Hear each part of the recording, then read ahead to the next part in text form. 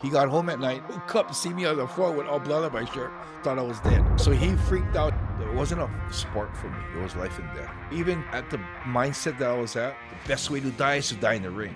Back in the day when we were fighting, you were pretty much just fighting for peanuts. And the reason why people fought back then was because they wanted to test themselves. I never fought someone that I thought I could beat. I fought someone that I thought was going to push me to that level, or I was going to test myself as a man. As brothers, to bring the fighting up, that's where me and Egan got really close. We were already close brothers, but we got way closer. And I really believed that Egan would be in my corner. When I got arrested, it hit the news. This guy that was running the Osaka gym, he went and called all the other gyms and said, let's disassociate with Enson because he's now a bad name. And that's the kind of times when people show you loyalty. Good friends will stand by you. I have this knack of running into. I told him he had three choices. He could work for me for a month. He could leave something real important, the tip of your nose or earlobe. And his third option was, I've been to prison. As a person, to get my freedom taken away from me, it made me appreciate how good freedom is. The support my mom gave me is her and my dad flew up. And they asked for visitation. I didn't accept it because I didn't want my mom to see me like that. My mom is someone who takes pride in who we become. And if we fuck up in any way, although she had nothing to do with it, she'll take the blame. It was crazy, man. I got a letter from my mom. She said, you know what? If you don't want to see us, we'll honor that. We just wanted to be near you. We're supporting you. I remember crying reading that letter. For me, it was hard. Everything in your life makes you become who you are today, all the good and bad experiences. And for me, the wife I have now, the life I have now, oh my God, I'm so happy. I wouldn't want to change a thing, and I'm grateful for everything. Greater Good Radio, connect, learn, heal, and grow, is brought to you by Brain Gain Hawaii, a boutique executive recruiting, career development, and coaching firm. Learn more at braingainhi.com. Welcome to Greater Good Radio. Today we're here with Enson Inoue. And thank you for coming to the show. Thank you for having me. Thank you. So for people that don't know you, like how would you introduce yourself? A Hawaii boy, born and raised in Hawaii, love the ocean. Life just took me to Japan and found a new home and been there since and probably going to die there. Oh, okay. So you spend most of your time in Japan then? Yes, I'm based in Japan. Oh, so just home for the holidays kind? Just for, I do a bracelet business. Uh-huh. So just to do this. And of course, parents are getting old. It's always good to see them. So spend time with them. Wow. So you're kind of well known for MMA and fighting, right? Yeah. Are you well known for other things too? Well, my first whole movement of getting known is from fighting. And because of my fighting, I had a lot of things on Vice. So I actually got recognized in LA and the other day from being the Vice guy. Oh, you mean the show? Yeah. TV show? Vice, yeah. So what were you, the host or? Yeah, I was a host in an episode that was about the black markets in Japan. Oh. So we covered a group that I knew I've been together with for a long time. I call them family. Like Ichizoku, we say family. So they opened up to Vice because I was there. Oh. And we covered a lot of their system, the way the guys are. And they have a little organized fights in a private property that they fight for status. Mm-hmm. And Vice made it seem like there was one going, so we went down there. But they actually set one up because Vice was filming. And yeah, it was pretty interesting. I think it's called Vice Black Market. So for people who watch that show, what would be something maybe they didn't see on the show that would be surprising to them? Like behind the scenes kind? I don't know. Maybe the closeness I have with the families, with the guys, and how much respect I have from them. Mm-hmm. I don't know if it was surprising, but that's something that would be standing out. What do you mean? How much trust they have with me and how they talk to me and how I can pretty much go into all the different groups because I'm so respected. Mm-hmm. Yeah, so I have that, how do you say, respect/fear, which is probably the best combination of being able to handle people and even do like negotiations for the groups. So how did you become friends? Would you call yourself friends then? We're calling family more than friends. Yeah, so it's all from fighting. Uh-huh. And I'm not sure if you guys know, but in the Underworld in Japan, they have a row hierarchy structure where there's a lot of respect for they call them senpai, so the older people. And they've developed a real honor system. So those people love fighting, and that's how I got to be friends with them. Oh. And I'm considered one of the top guys, and they respect me and treat me with a lot of respect and a lot of honor. Yeah, so it's something that it's easy to get attached to, and it's easy to feel like you could die for them. So it's like, do they give you a rank? Is that how it goes? Well, they call me boss. Oh. Yeah, so most of the places, most of the groups, I have a Ichizoku, or like I call it the Yamatodamashii Ichizoku. Yamatodamashii was a name that I was given during fighting, which means samurai spirit. And they're all under factions. Like those guys were considered the Kita Kyushu Yamatodamashii, have a Hokkaido, Sapporo Yamatodamashii. And there's all different groups. So it's, we have gatherings. Like we're going to have a Christmas gathering on the 24th. Oh, yeah. they celebrate Christmas? No, they don't. So one of my most memorable occasions in all different occasions in America. In Japan, they don't really celebrate it. And I just felt that it's one of those times that, family and brothers get together. So we have a big gathering at my house, have like a lot of food, and everyone comes in. I like it too because not just to celebrate a special occasion with family, I like it because I get to introduce all the family members to each other. They pretty much know each other, but there's always new guys that come in, and I like to introduce them because they're all different types of guys, real estate agents, lawyers, Yakuza, all different types of people. And it's good for them to collab because they can always help each other out in different So they're in the aspects of life. same considered family, or they're in like different families but kind of coming together? So my family is Yamatodamashii, which is a whole one group. And in that one group, you can have all different types of people. And you can also even have different Yakuza from different families. You can have guys from the Yamaguchi-gumi, you can have guys from the Inagawa-kai. You can have guys from all different families. So it's kind of like the Inoue. Then you would have like, all the different cousins. It's almost like having, like, say, if Egan's boot camp was a family. Okay. And you have all different families joining Egan's boot camp family. Oh. Yeah, so a lot of people ask me if I'm Yakuza because I have a lot of connections with Yakuza, but no, I'm not Yakuza. I have no reason to become Yakuza because if it's about power, I have the same power because I have all different guys from different families. So whenever there's a problem like that, I can pretty much solve it because I have guys that are in different families. And I don't know if you notice it, but as we get older, everyone that we know gets into higher positions. Like Egan's classmates are dentists now, lawyers now. And if you're talking about the Yakuza system, the guys that you used to know when they were small or younger, they're now high up in the system. So it's kind of interesting. I mean, that's a one perk to getting old. Yeah. What was the first moment you made friends with somebody in that family? Well, in Japan, you can kind of tell the way they dress, the way they flow, the way they move, the guys they're around, the aura that they have, how people reciprocate feelings to them because they are Yakuza. So when they come and talk to you because they're huge fans, they might ask for a signature or they might ask for a picture or they might just come and shake my hand. You can tell. And in a way, when I first got to meet them, I didn't want to associate with them because it's not a good association to have in Japan. So, of course, I wouldn't come from my side to become friends. But when they come up to you and they seem nice and they ask you for your phone number, I mean, you don't want to say no. So, yeah, you give me a phone number and say, yeah, if he calls, I don't need to answer. Or if he calls, I can talk and just always be busy and not go out with him. And that's how it started. So I was giving phone numbers. So what's the biggest kind of like preconceived judgment you had maybe before that once you got to know these guys was like, oh, that's not even true? Well, the conception Japan has of Yakuza artists, they're bad. And they're not bad. They're like any other, you have bad lawyers. You have bad real estate agents. You got guys in normal jobs that are bad people. You got bad pastors. There's a lot of bad pastors. Yeah. So yeah, same thing in the Yakuza business. You have bad Yakuza. And I choose to associate only with the good ones. The ones that run by honor. The ones that don't try to act tough. I'm not into that. I guess maybe it's the Japanese blood. We're more quiet and we're more subdued. And some people in America call the Japanese people sly because we don't show off. If you go to, like, a perfect example, if you go skiing, I don't want to be like racist or anything, but the typical American, Caucasian American, they'll be telling you how good they are. And you go to Black Diamond course, they can't really do it. But you got Asian guy, and he'll be like, no, I've only been skiing for 3 years, or I've been, and then you go and they're like ripping the Black Diamond, like, holy shit, this guy's good. Yeah. And that's, it's not everybody, but pretty much a stereotype that's pretty accurate that Asians are more quiet. When was the point where you felt like, oh, this feels like my family? So you can have a lot of friends in good times.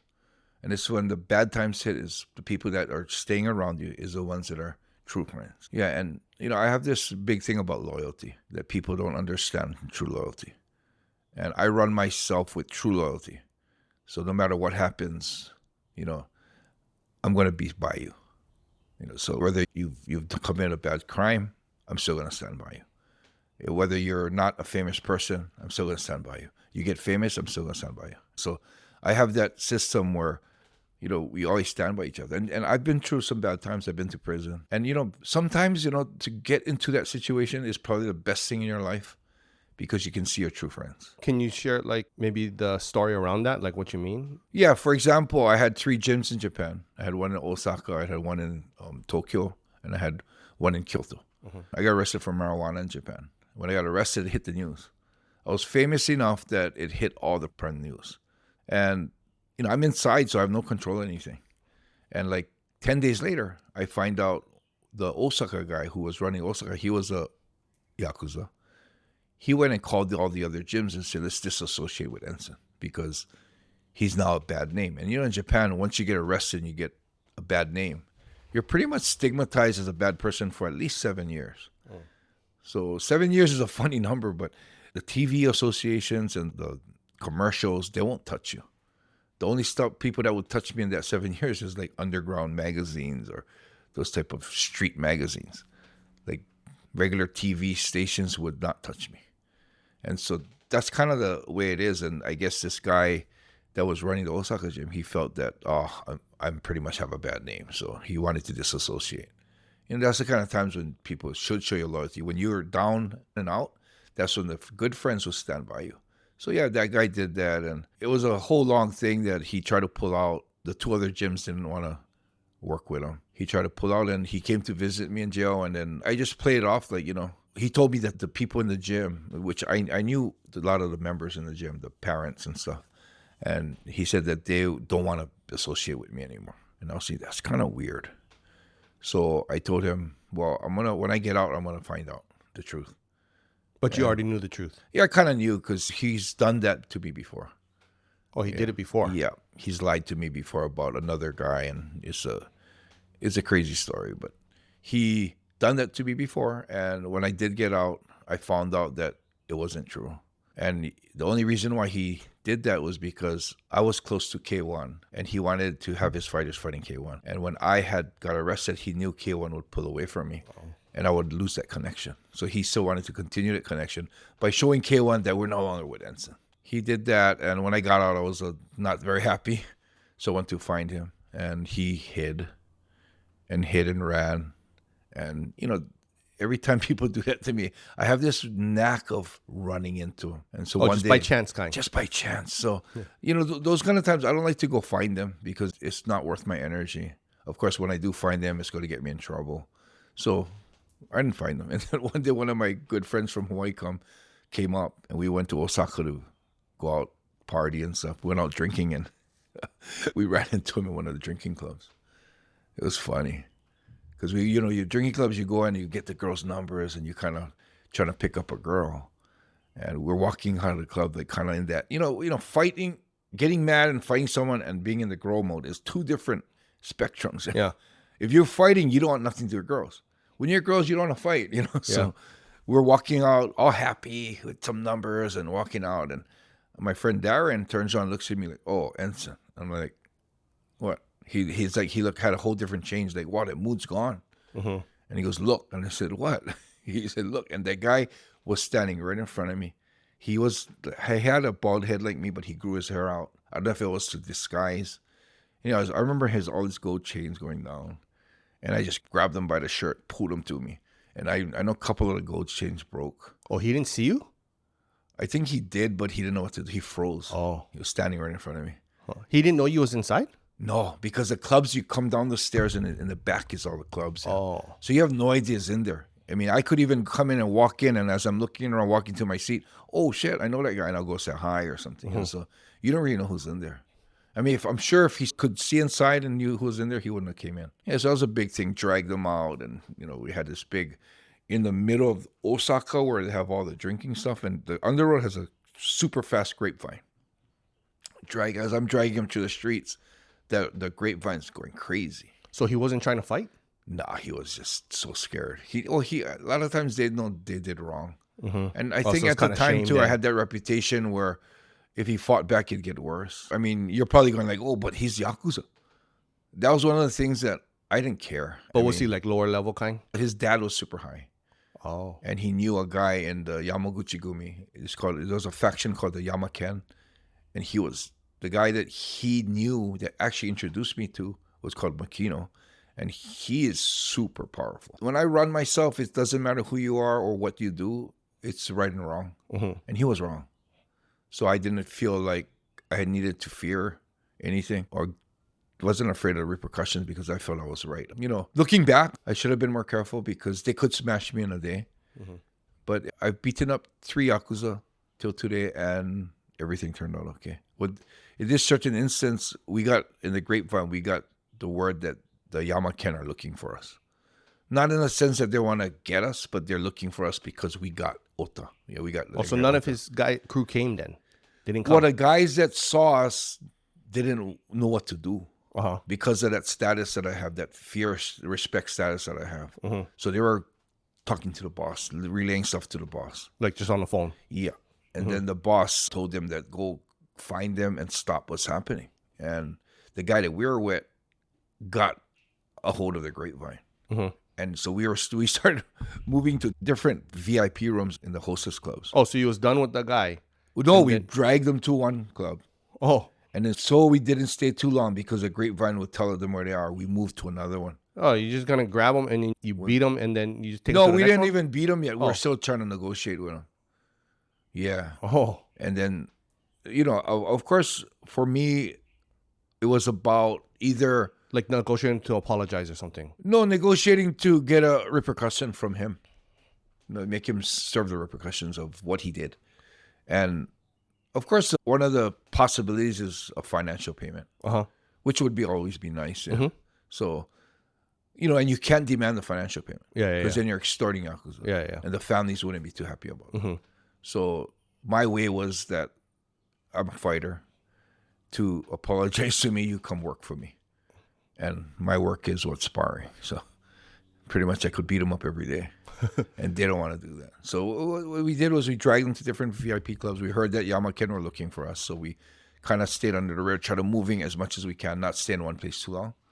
And we finally got it to a point where I told him to cancel all his appointments for the next month because he's coming home with me and he's going to be a sparring partner. So I was planning to bring him back and beat him up every day. And he knew what was happening. And I think his first offer was $3,000. And so I pretty much laughed at that. So I told him he had 3 choices. He had one choice. He could work for me for a month. The second choice was he could leave something real important on the table. And he's just looking at his Rolex. And I said, no, I told him like the tip of your nose or earlobe. I mean, something. Oh, really like how important. they really do them, like when they chop the finger kind? Yeah. And of course, he doesn't want to do that. And his third option was, I told him that there's 3 people that I hate. You kill one of them for me. And he's such a pussy. He would not do that. And I knew that. That's why I threw that out. And he goes, okay, who? You're such a fucking liar, man. You know, so I called him out on that. Of course, he was lying. And when he realized how serious it was, he came out with a bigger figure. So the figure he finally came out was $30,000. And these guys try to get you in payment increments because then they can try and find a way out by talking to someone that knows me and they'll come and say, let them go, you know. But no, it's a one-time payment up front. And it's amazing, you know, sometimes when these guys can get $30,000 wrapped in banknotes in the middle of the night. He got $30,000 in 20 minutes and that was done. I wanted to take care of the problem that the other group was looking for us. Oh, so you never beat him up? No, I didn't beat him up. He actually did cut himself on the face once to apologize. So that was the second time. I didn't touch him this time. Just got a good financial payment. And I decided to call that boss, Makino. I called him and I told him, I heard you're looking for me. I'm going to come meet you tomorrow morning. So I went to his town the next morning, met him at Starbucks. In Starbucks. It's kind of funny when you think about it. Yeah. Met him in Starbucks, sat down, and he told me what's going on. Oh, it's just him or he has bodyguards coming or something? Just me and him. That's the relationship we had. Just me and him sitting at a table. And he's Yeah, he's like 80 years old. So met him, and then he said, what happened? And I explained it to him. It was real funny because as soon as he heard what happened, he kind of looked down. He goes, that guy, he's done that to me too. And I looked at him, I said, oh my God. And he said, can you back off? And I said, yeah, I did what I did. I'm done. And he thanked me, and we have a real good relationship till today. So you would consider that guy like your uncle, kind of? Yeah, he's not like family because it's not someone I trust with my life, and it's not someone that I wouldn't be able to tell you with a strong confidence that he would stand in front of me if there's a bullet coming in slow motion. So yeah, he's not family. He's just an acquaintance. So the way that you gauge if they're family or not is who would stand in front. Yeah, and of course, if they would stand in front for me, this probably be a reciprocated feeling that I would stand in front of. But I say this a lot. Like, if you know how much family members you have when you think, okay, if there was a bullet coming in slow motion, how many people would stand in front of that bullet for you? You have a lot of people. You got a lot strong, good family behind you. So yeah, for me, I have a bunch of people that would, not just my mom and dad. No, mom, dad, Egan, maybe. But other than that, you have friends that are friends, but would they stand in front of a bullet? That's when you know someone that's true family and that's true loyalty for you. Because if someone would stand in front of a bullet for you, no matter what happens in your life, they're going to stand by you. That's what I believe. So when's a time that best illustrates that for somebody who either hypothetically stood in front of that bullet for you? Well, for example, when I did it once was when one of the Chinese mafia guys was getting attacked by the Japanese Yakuza. And he was alone. And there were like 12 guys. I saw it happening. And, if I get involved, it could be a good chance that I get put in with him and get beaten up. He already had a fractured orbital. Oh, so it was your friend? Yeah, it was a friend that I had. And he's considered family to me. So it was funny because the situation was we were in a bar. And I had some of my students from Guam with me. And I don't drink. So we're in a bar and I'm drinking Coke. They're drinking. We're having a good time. And, sometimes I'll take a shot, like a kamikaze shot. I can't handle it. So maybe like one shot. So somehow someone came and took a shot. And when I take a shot, I don't drink. So I get all red. So I look worse than I actually am. But this time I got all red. And I was like, I want to lie down. I think I had a girl with me and I went to my car in the parking lot and went to lie down. And you was feeling sick? Yeah, I just felt raw. Like I had a little headache and I was getting tired. So I was going to recuperate in the car. So I went to the car, lied down, and freaking fell asleep.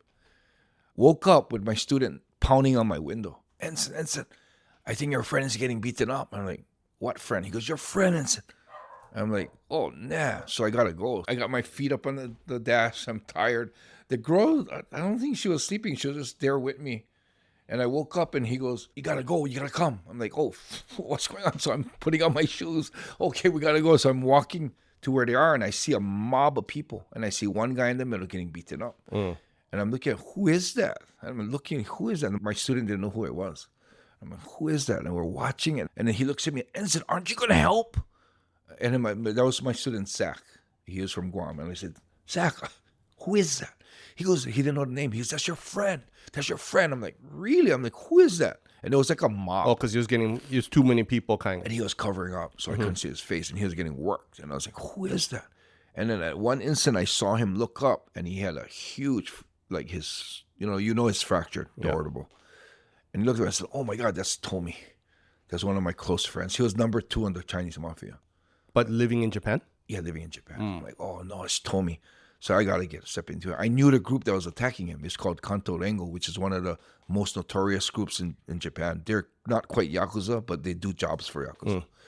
Like, oh no, I got to help Tommy. So I stepped in between, and these guys know who I was. And so they got mad at me, but they wouldn't touch me. They wouldn't touch me and my students.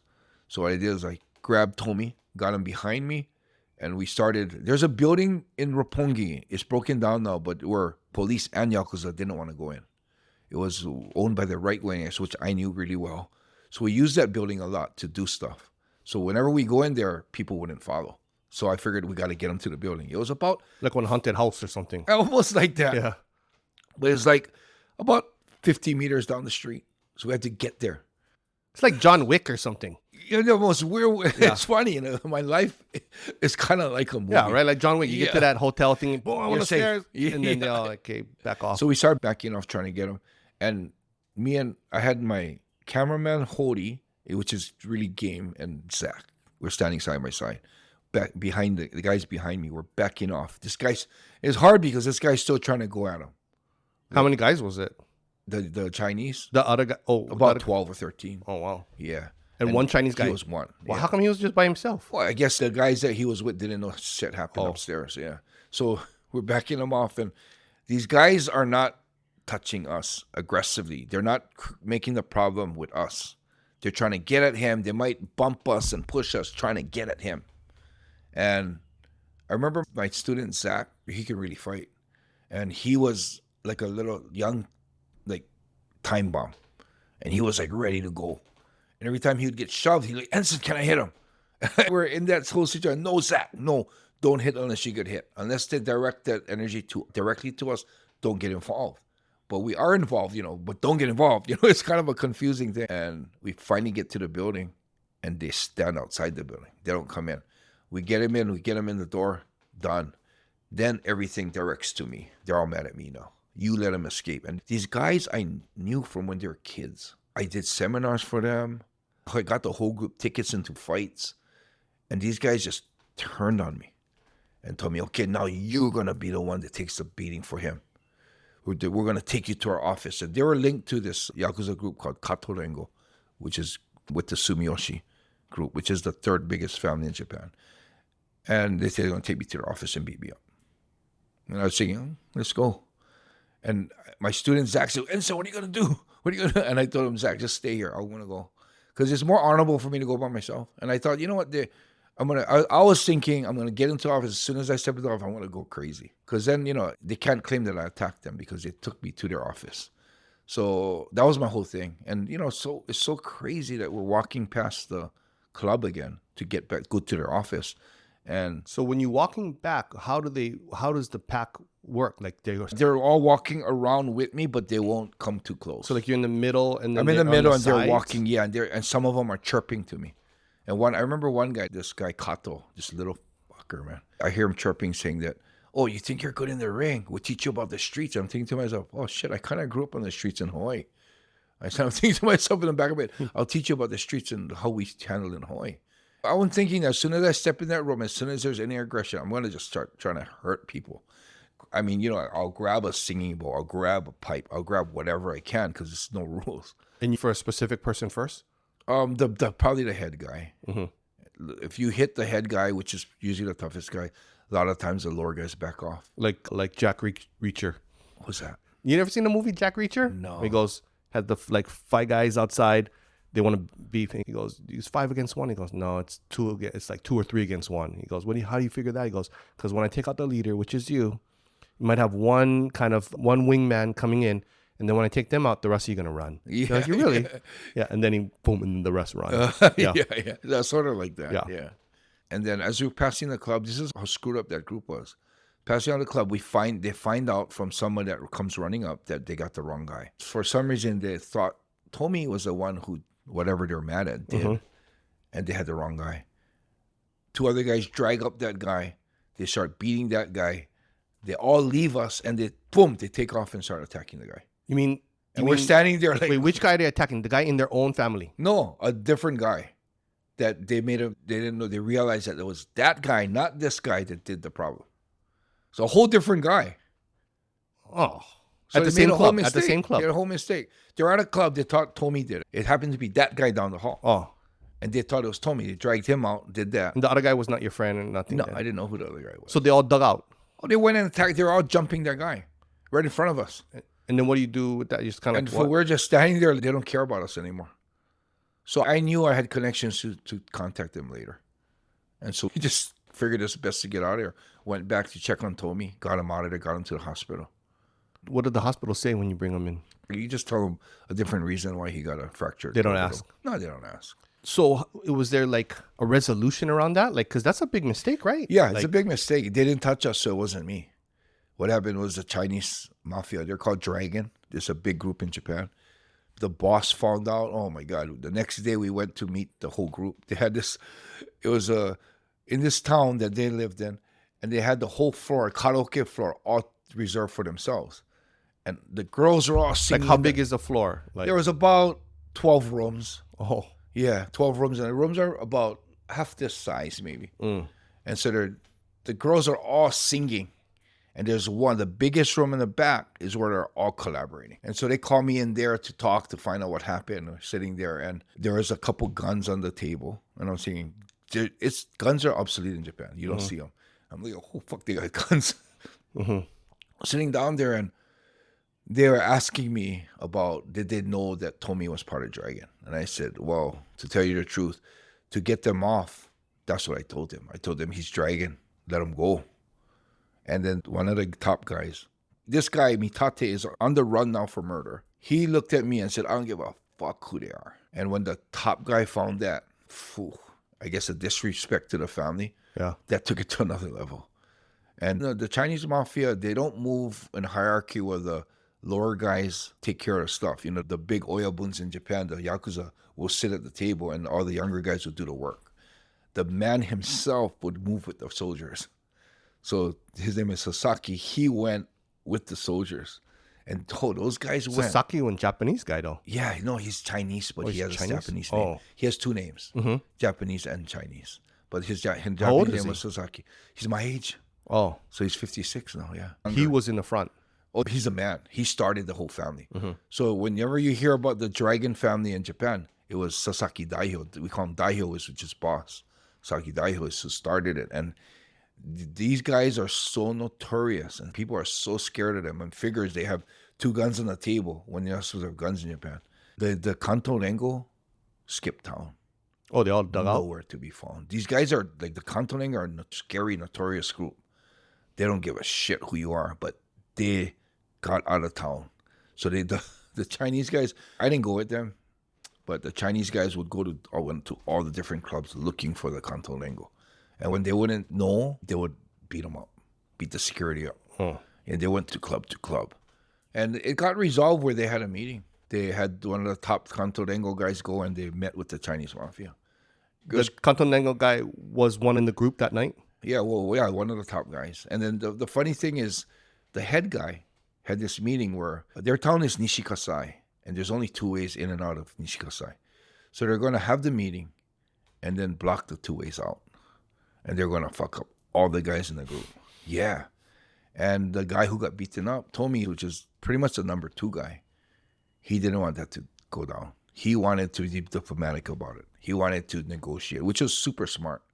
So I heard they got a 1 point because he had more to gain. The boss was more about, you disrespecting my group. Yeah. I got to show you what happens to people. And that's where they get that respect/fear factor where, you don't want to screw around with the Dragon family. Yeah. So that's pretty much, more than financial, that's that respect and that fear that they get is where they get powerful. So that's what Sasaki wanted to do. Tommy didn't want that. And Tommy saw it as, these guys gonna mess up a big one, so they owe me kind of. Yeah, so they went and looked for him. And then when Tommy got out of the hospital like a day later, he found out that they went. He called a meeting. And we all sat in the meeting. He said, so his face was bust then. Yeah, was real badly swollen the next day. And he told the boss that, out of respect to me, let me handle it. So he did. He handled it where he got a $1.5 million payment, and he had these guys in debt to him. Yeah, so pretty smart. I mean, that's how Tommy was. Tommy was always like that. And Sasaki was kind of like me, where money don't mean shit. We'll just take care of it. So that's a story of, for me, getting involved is huge. But because he was a family member, I don't know if you read my book, there's a story about me not standing up for a friend in the park when I was little because he was so much older than me, like 5 years older than me, and he was getting beaten up by 5 guys. And I was too scared to get involved. I was like, I think, like 8 or 9. Oh, he was in Roosevelt. So I must have been like 13 or 14. So you're at Manoa? I was at Manoa Park, and he got beaten up. And he was beaten up by bigger guys. I was so small, and I was so scared I couldn't move. And I still remember it today, even reminiscing that story today, I feel shitty, man, because I didn't help him. And I watched him get beaten up. After they beat him up, they grabbed dog shit from the park and put it on his face, and I just stood there. And the pain that I feel not helping him would have been a lot less than me helping him and getting beaten up and having dog shit shoved in my face too. So I guess that's embedded in me. And for me, when I saw it was Tommy, I knew that if I didn't help, the feeling that I would have, that disappointment I would have in myself would be way worse than, getting hurt or possibly killed by the Yakuza. So, that's one of those things where I felt I could call Tommy family because I knew he'd do it for me and I did it for him. Both you and Egan, I'll die for my honor and stuff, right? Where does that come from? I mean, it's different because Egan was more smart. I'm sure when it gets down to it, he'd be like that, but he's more the type that would find a diplomatic way out, like Tommy would. And I'm the type that would more make it physical and not talk about it. How come? And I don't know, it's just the way I was. Even from really small kid kind? Yeah. And I remember my mom telling me, Egan always told my mom that I wish I could be more like Enson. And when Egan had trouble in Stevenson, I would go and confront the people. Well, how much older is he? 2 years. Oh. Yeah. So you were in elementary school? No, when Egan was in Stevenson, I was in Stevenson. Oh. And he had problems with some guys, and I think he got false correct from the back. And the next day I went to try and straighten it out. So it's one of those things that Egan wasn't the type to confront that kind of stuff. But I was. I mean, almost to a point where it looked like I loved the confrontation, but I didn't. It's kind of neat because although, we both went into fighting, we both went into racquetball, we both were pretty good athletes, and we're two different people. Like Egan and I are totally two different people. Like I would be considered the crazy bad brother, and Egan would be considered the good smart brother. Egan would be voted for class president in the school honor roll. I wouldn't get honor roll. I would be sergeant at arms if I even was in any type of office. Mm-hmm. So it's kind of the crazy brother and the good brother, Do you know why? I don't know. It's so weird. I always had that question because you can meet two siblings and they're totally different. And you're not that far apart in age. No, and we were raised by the same mom and dad. Yeah. I mean, that's crazy. I the only thing I can come to is the people you hang around with. The people that I hung around with in my adult life created who I am. But what about when you was young, though? I would think we had the same values when we were young. I don't know if, in a young age, if you're encountering experiences that you can see the deep detail on who you are as a person. When you're a kid, you don't experience those kind of things. So I think we would be the same. If there was a situation that Egan would stand and fight, I would probably have done the same thing. If there was a situation Egan would run, I would probably do the same thing too at the kid age. So you guys was close. Yeah, we're close. Yeah, we're close. We're close brothers. Yeah, we fought. I mean, you fight a lot. That's a good sign that you're close. Yeah, You fight a lot, but you still love each other. So yeah, well, I guess when I went into Japan, I think that's pretty much where the change happened. I was really aggressive, but I think Egan just couldn't pull that trigger. I was a type that would get mad fast, but I couldn't calm down. Egan was a type that wouldn't get mad, but... You mean you stay mad for kind of a long time? Yeah, you would have to stop me. For example, he has a problem. I'll get mad, and I'll confront the person and everything. Egan will be calm to a point where he breaks, and Egan gets mad. So if Egan gets mad... So, for example, if we have a gun, we both have guns. Egan's the type that he'll get to that level that he'll pull a gun and shoot someone in the face. I'll be mad, but I probably wouldn't go to that extreme. Mm-hmm. But then when Egan sees things are better, he'll calm down a lot faster. And it's funny because sometimes it's Egan's problem. I get mad. He gets mad. He gets down. But he got to stop me when it was his problem. Oh. Because I'm still pissed off. So it's real different, the two brothers. So was it like that when you guys was real young too? Yeah, like even, for example, like if we had family arguments, Egan, when he gets mad, he would say stuff that were like hardcore. Like hurtful. Like to my auntie or something, Yeah, like, whoa, you just went there. Yeah. So, and Egan had that where when he got mad, there was no limits. I felt, to a point where sometimes I had to stop him. What would you say maybe were the most defining moments when you were growing up that kind of, maybe helps us to understand who you are now? My fight career, where I never did tap. Also, what makes it even better is I never did even think of giving up during a fight. And I've lost in every way possible. I lost decisions. I lost DQ. I've lost from getting knocked out, getting submitted, passed out. I've lost in every way, but not once in my career have I thought of quitting in the fight. And I think it boils down... No, never. And I think it boils down to why I started fighting. A lot of people nowadays, they fight because they want to be a champion. They want to make money. They want to support their family. Yeah. But back in the day when we were fighting, there was no money. You can't get famous. You're pretty much just fighting for peanuts. And the reason why people fought back then was because they wanted to test themselves. They wanted to test their level. They wanted to test who they are. They wanted to test how strong they were as a man, not just physically, but mentally and emotionally. And, you know, so back in the day when we fought, I never fought someone that I thought I could beat. I fought someone that I thought was going to push me to that level, or I was going to test myself as a man. So when I went into the ring, of course, there was no fame. There was no money. So that's not the reason why I went in. The reason I went into the ring was because I felt when you're playing sports, and if you play any sports, when you practice and you in the actual competition, you'd be lucky if you're the same person. You're lucky if you can have the same percentage in your shots. Like racquetball, for example, if I had a shot and I fed it off the ceiling and it was a ceiling shot, maybe in practice I could bury the shot and finish the rally 90% of the time.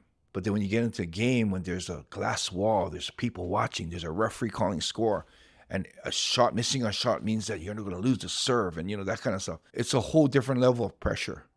And all of a sudden, the same guy, same racket, same shoes, same size court, and you drop down to 60%. And the only reason why is because you can't control the anxiety, you can't control your emotions. And I was always on that. Like Egan was so good. I mean, Egan in the practice court was Egan in the tournament, and that was amazing. You know, I think it's because it's from repetition. You know, just keep drilling the shots. So you know, for me, it was I never could get to that level that Egan was at. And I remember seeing a show when I was little about a family and their car turns over, and the car's just upside down now, and it catches on fire. The guy gets out of the car, trying to get his family out. And it's just a car upside down. And if you know how to open a car door, you can open it right side up or upside down. But because he was in a panic state, something as simple as opening a car he couldn't do, and his family died. I remember seeing that on TV. It was a movie. But still, it resonated me with life. And I thought, that's the same thing like sports. If you can't be the same person in the tournament as you are on the practice court, that means you can't control your emotions. So I'm thinking to myself, I got to control my emotions, because if I get into that situation in real life, and I got to save my mom or save my dad or save Egan, I got to be level-headed. I got to be able to control those emotions. So I felt sports was a good way to do it. And when I was in racquetball, that was one of my objectives, is to try and be that practice person in the tournament. And it was funny because I felt pretty good. I didn't get as good as Egan, of course. But I got to a point where I was comfortable that, I'm pretty close to the practice Enson, in racquetball at least. And the crazy thing is I was training Jiu-Jitsu here. And when I was in Japan, Hicks and Gracie came and fought in the tournament in Japan. He got us tickets because I was close with Helson, the older brother, and we got to this event. And I'm the type, like most Asians, when we cheer for someone, we just sit quietly. And when he wins, it's like kind of like under your breath, like, yes, you know.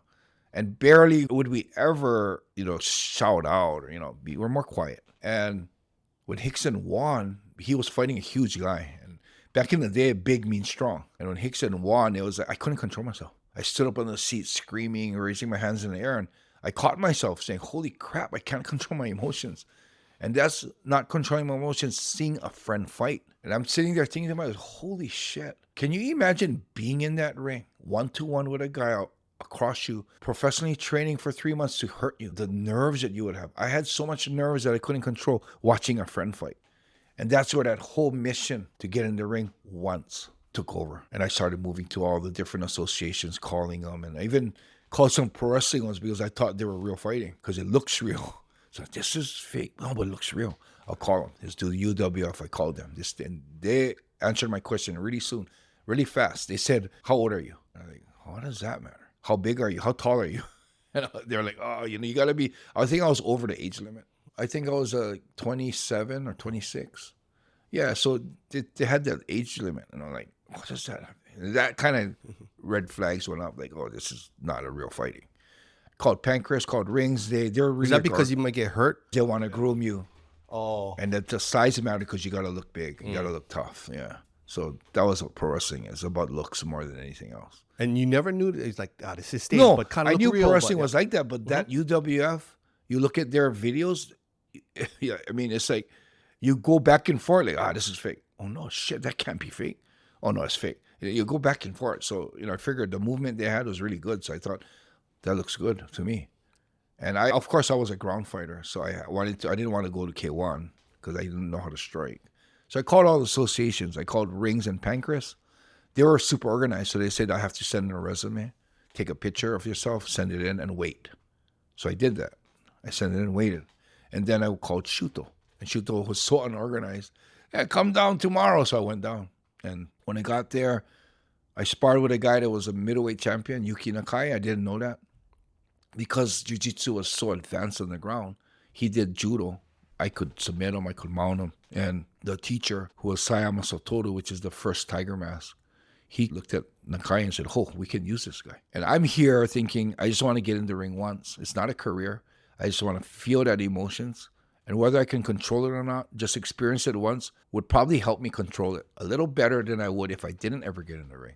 And that's what was my objective, is not to master the feeling, but to feel that level of, I would say the anxiety and excitement you get fighting in a ring when someone's trying to hurt you right across the ring is 50 times more nerve-wracking than being in a racquetball court.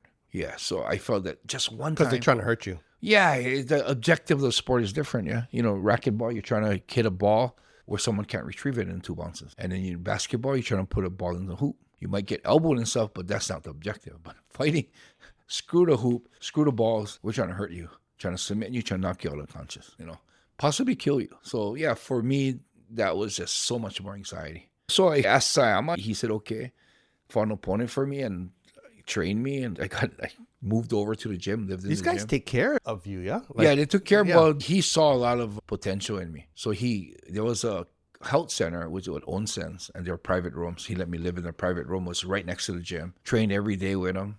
And it was funny because I had this idea. I didn't get into many street fights. And I mean, as far as like when I was an adult, more in elementary school, a lot of fights. But as an adult, when I finally got into the ring, and Jiu-Jitsu teaches you how dangerous the mount is. You're on top. And I got the mount, and it wasn't that easy to finish the person. I actually started getting tired on the mount. But it was because of my anxiety. I was so excited. You were trying to punch and stuff. Yeah, I was punching, and this guy, I imaged being on the mount and punching a guy 3-4 times, and the fight ends. But I couldn't finish the guy. I was actually getting tired. And he could tell? What's that? He could tell?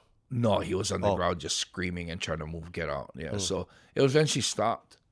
But then it was a good learning lesson because I realized that it's not that easy to beat someone up. Like the Gracie's made it sound like, well, you do this and he'll quit. You do this and he'll tap out. But when the guy's resisting for his life, it's so different. Mm-hmm. So I learned that. That was one of the learning lessons. The other thing I felt like, I was like, yes, I got that experience. I didn't feel like Enson Inoue in the gym. I was so nervous. It didn't feel like me. But was it fear or what was it? It was fear and anxiety. Fear, of course, of this guy's trying to hurt me. Anxiety because I don't know if I'm going to win. I don't know if I'm going to get scared and give up. How much of that is like I'm afraid for being hurt versus like I'm afraid of being embarrassed? More being not the man that I thought I was. Oh. So embarrassing myself within my standards that I thought I was. So when that happened, I felt, okay, I didn't master it at all, but I got that experience. I'm going to be a lot stronger Enson that didn't have that experience in the ring once. So I was done. And usually I had the second fight of the night. Usually the second fight of the night in the magazines have little black and white. You can't really see it. But because of my luck and timing of me being in Jiu-Jitsu fighter, and Japan didn't know Gracie Jiu-Jitsu, and I was one of the first guys that actually was a practitioner, that blew up. And I had a full color page. What belt were you time? I was a purple belt. And I remember the thing saying, a monster that knows Gracie Jiu-Jitsu. Yeah, and that got Sayama excited. And he's planning the next fighter. And that happened. Oh, so you was going to be like, okay, I'm done already. Yeah, thank you very much. I got the experience. My whole objective was going back to Hawaii. I love to dive and surf. Oh, so you was on vacation kind of? No, I was actually on my way. I was teaching English. But like the JET program? No, I actually just got lucky and found a job up there when I went for a racquetball tournament. I wanted to stay, and I ended up staying because I met a guy that had an English school. So yeah, my whole objective was getting home. I found the English school, wanted to stay in Japan because I wanted to learn the language. Because if you get the language, you can get a better job. Mm-hmm. So that's what I thought. But my whole thing was sacrificing you was going to learn Japanese and then come back over here to Hawaii and then work like in tourism or something. Yeah, I was a Hawaii boy in and out. Okay. I used to night dive. Especially I used to surf. Okay. We used to do everything there. Yeah. But ocean, I think there wasn't a day or there wasn't a span of 2 days that I wouldn't jump in the ocean. And that was my whole, I don't know what you can call it, like my life, my happy spot. It's like your ocean. home. Yeah, the ocean. And so when I went to Japan, it was a big sacrifice to learn the language and come back to Hawaii with a good job and find a good job. And yeah, that was the whole thing. Okay, get in the ring, get that experience. Okay, and my whole thing was about getting back to Hawaii. And Sayama was so excited. He said, okay, the next fight, why don't you go in a tournament? I'm like, oh, God. And so saying, I felt, I was really appreciative of him for training me, giving me the opportunity, because most people can't just get in the ring. He gave me the opportunity. So I thought, okay, I can't just turn my back on him now. I got to, do a little more, fight one more time for him. But was just going to be one more, and then you was going to One more until the fourth fight. Oh. Yeah. After the second fight I won, he got excited. And I was like, oh, I can't tell him what I'm going to do. Okay, I'm going to fight one more for him. You just felt kind of bad. Yeah, like, and I was getting paid like $2,000 a fight, like peanuts. What year was that? The first fight was in 1990 was my first fight. Oh, so that makes sense because that's when like over here was kind of booming. Yeah, it was. Right? I Just think before the Gulf. It was right after Gulf Hoist War and all Gracie that stuff. fought in. Yeah. Yeah, it was the Gulf War. What happened later? Yeah. Yeah. So but in Hawaii, like tourism, all that everything, like the economy was booming. Japanese, Yeah, everything was going especially good. Japanese was coming here, so it's like, Yeah. I'm gonna learn Japanese. Yeah, Okay, exactly. that makes and I sense. figured you go to hotels. Yeah, anywhere. Oh, you get hired. You Yeah. can speak Japanese. Yeah, So yeah, that was yeah. my whole objective. And the fighting, one fight. The fourth fight, I fought this guy, Andre Menard, which was a big, reputable K1 fighter, and took him down, mounted him, finished the fight. And that's when things clicked in my head. And I was like, ooh, I'm pretty good at this. Let me try it, get serious in it. And that's when I got serious. But the whole objective of testing myself and to be stronger as a man was always the objective. And so all the fights that I fought was people that I thought were pushing me to that brink. But why? You know what I mean? Why you gotta test It's yourself? crazy, yeah, because I wanted to, I felt that until the day I die, I want to be the strongest and best man that I can be. But why? Just for honor, just for who I am. And Was there something that, like, from when you're young, and then it's like, okay, now I gotta do this? Or? no, I just believe that there's two lives. There's a physical and the spiritual. And the physical is super short. I don't know what triggered that. And I felt that the more It's honorable. pretty strong. I mean, that feeling and all that is pretty strong. Yeah, it's something that I live and die with now. Yeah. And, I felt that the more you can be honorable in your physical life, it'll catapult you in a better spiritual life. So your spiritual life then, are you religious, not religious? I became a Christian in high school, Okay. and I took it in with all my heart, and it helped me. Why? Christianity Why did helped you me, do that? kept me out of trouble. Went to church on Sundays. I felt I was a good boy until Wednesday. Oh. But and then you start if I had church on Sundays and Wednesdays, it would be perfect. Yeah. And then from Wednesday, you start going back to your soul. Boom, boom, boom. Sunday comes, you go to church. All of a sudden, you're like, oh shit, yeah, I'll be a good boy again. So who And, took you to church? Or you just One of followed my it? friends, Frank Sanchez. I was getting into a lot of street fights in high school, and there was a point where Just for fun, kind, so whatever. So, no, I just Hawaii. You get into an altercation in the street, or step outside, let's fight. Yeah. It's not like the mainland. It was Yeah, different. yeah, Hawaii's yeah. known for that. You fight you solve the problems. Yeah. And it was a situation where I got into a fight and I beat the guy up really bad where I had blood all over my shirt. My mom hated me fighting. So I decided I'm going to get to my friend's house, sleep over there. And I went. So you never went home? No, I didn't go home. Oh. He was out. So I slid the louvers out of his windows, climbed into his room, went to sleep. He got home at night, woke up, see me on the floor with all blood on my shirt, thought I was dead. Oh. Yeah, so he freaked out. His dad was a pastor. Oh. And the next morning, the dad gave me a long talk and made me realize that I'm going down the wrong road. And he told me about how, Christ can save you. You got to accept it with all your heart. And I did. And I became a Christian. And I don't know if you can become a Christian and become not a Christian. But I had a problem with Christianity because I couldn't understand a lot of things in Christianity. Like, for example, if someone gouges out one eye, you turn the other and let them gouge the other. Hell no, I'm going to stop them I'm going to gouge you back. So you don't have That's an eye Old for an Testament eye. kind, right? Yeah, is like, Old Testament. Yeah. And the other thing was, if you don't accept Christ with all your heart, you're going to hell. And I was like, I asked a pastor once, which is, I don't think he liked me asking the questions in mass, but I did. And I asked him a question. I said, for example, if I'm a bad guy, or I'm someone that's, there's one guy, Mr. A, and he's a bad guy. He murders people, rapes kids, but goes to prison and loses everything. And someone in prison talks to him about Christ. He accepts it with all his heart. He goes to heaven. And you got Mr. B here, that's a law-abiding citizen, takes care of his kids, doesn't cheat on his wife. He's a good man. But he never get introduced to Christ because his family's not into Christianity. He goes to hell? That doesn't make sense. Mm-hmm. I told the pastor, he said, well, that's why you got to go to Bible study. I'm like, so you can understand it. I'm like, yeah, but I read the Bible and the Bible says that.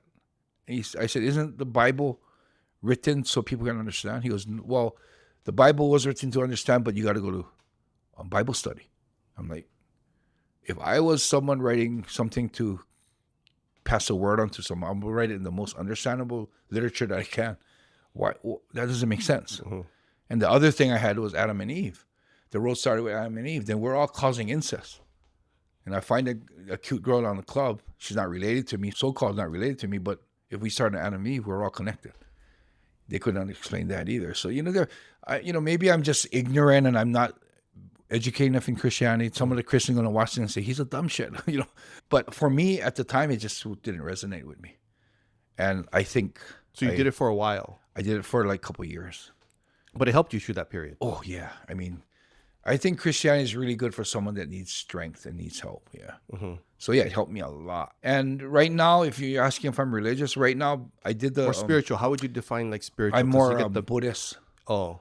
Or Stoicism. Yeah, because when I did the pilgrimage in Japan, the Shikoku pilgrimage, it's I did 108 temples, but the famous one is the 88 temple pilgrimage. It's around the island of Shikoku. So you visit 108 temples and you walk about 980 miles. So when I did that... you stay there or something? No, you just walk, and you walk from temple to temple. Where do you sleep? Wherever you want to. Oh. Yeah, so you can do it different ways. You can you can catch taxis, you can ride a bus. And how long you stay at the temple? I did a traditional way where I didn't have any place to stay. I stayed at 2 temples where they allowed the pilgrims to stay. Other than that, if I had to pay for housing, I did it. Like when the old school guys used to do it, or Kobodaishi, which is the founder of Buddhism. When he did it, he had no money. He did it on foot. And that's what I wanted to do. So I didn't pay for any hotels, didn't pay for any food. Where you sleep then? I slept at bus stops. I slept in the corners of shops. Wait, when did you do that? 2010. Oh, that's the easy way to remember. August 18th. That's the easy way to remember.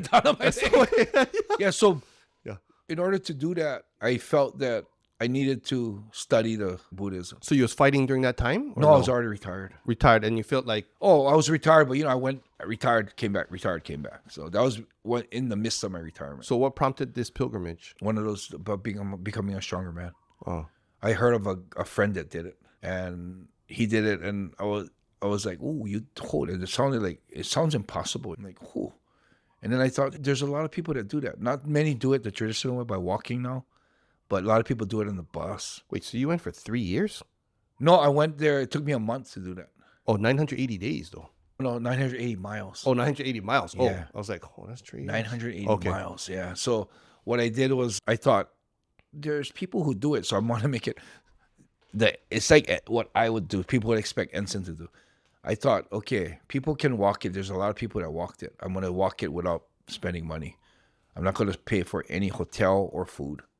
The only thing I allowed myself to pay for, because it was a midst of summer in August, I bought water, but I didn't buy food or housing. So I felt that if I could do it that way, then that's an accomplishment. You bought water only when you needed it, kind? Yeah, only when I needed it. And then otherwise you drink like tap water, or not really? Yeah, I try to get water whenever I could. Oh, because some places never have. Yeah, so I take a drink out of rivers sometimes, yeah. So I felt that if I put those restrictions on myself, that would push me to that level to become a stronger person. Did it? Yeah, it did. And it gave me a whole different outlook on life. So before I did the pilgrimage, I studied on Buddhism. And I really resonated with Buddhism, how they value the land. And one of the big things that I picked up from that whole pilgrimage and learning Buddhism was every living thing is an important life. So I'm not fully to that level because I kill mosquitoes. But other than that, cockroaches, lizards, whatever, I don't kill living things anymore. So, actually, if it's what about vegetables? What's that? You can eat vegetables, or? Oh, yeah, I'm fine with that. Oh. But if there's a roach in the house, if my wife doesn't get to it first, I'll grab it and let it out. Big spider in the house, I don't spray it with anything. It's hard sometimes, but I try to catch it and let it out. Yeah, so I picked that up. And, something about Buddhism is just something that really resonates with me. And if you notice, I got I think I got a tattoo of some scriptures. Yeah, I never noticed any of your tattoos. something on my neck. There's, there's 2 scriptures on my neck. And What does when it I mean? when I went to prison, Show them. Let's see. which side is it? Is it somewhere? Yeah, you got it's like on the neck, right? Yeah, I think it's one is Matthew and Oh. so there's 2 scriptures. And when I was in prison, like I said, Christianity helped me through it. Oh, you mean in Japan? Yeah, Wait, so how long were you in prison? 28 days. So you went back to Christianity in prison? No, I was actually still into it. Oh. And the pilgrimage, yeah. So I was going back and forth. Oh, yeah. So Christianity was the things where like I said, can you like retire from Christianity and then go back and retire and go back? So it was kind of like it was. After that, I couldn't resonate with it, so I kind of pulled away from it. Yeah. And the girl I was dating was a total Christian. Mm. And so that brought me a little back. And when you're in prison in Japan, you don't get English material. You also got to be Japanese. And the only thing that English could come in was the Bible. So when she sent the Bible in when I was in prison, I started reading it. And you know, it Was the only thing for you? yeah, So it was the only for you thing to for me read, to right? read. Yeah. Yeah. And it really helped. That's my appreciation for Christianity, is it helped me through the hard times. So what would be a story where that would be illustrated? No, just reading the Bible and just reading about how things happen for a reason, and God was always on your side. God will always watch over you. And to believe that is, you know, when you think your life is finished. When I got arrested, everything stopped. You know, like you say, I'm too busy to do this. You know, go on a trip for 1 month. I can't do that because I'm too busy. Yeah. When you get arrested, you're not too busy for nothing. Your whole world stops. Everything stops. And you're controlled by these people. And, you know, that for me, that was something that I couldn't, like, you know, relate with. So if you could erase that piece then and not have gone to prison, would you have erased it from your life? No, I don't recommend anyone screwing up and going to prison. But as a man and as a person, to get my freedom taken away from me, it made me appreciate how good freedom is. Yeah. You know, being born and raised in America, man, you're born with freedom.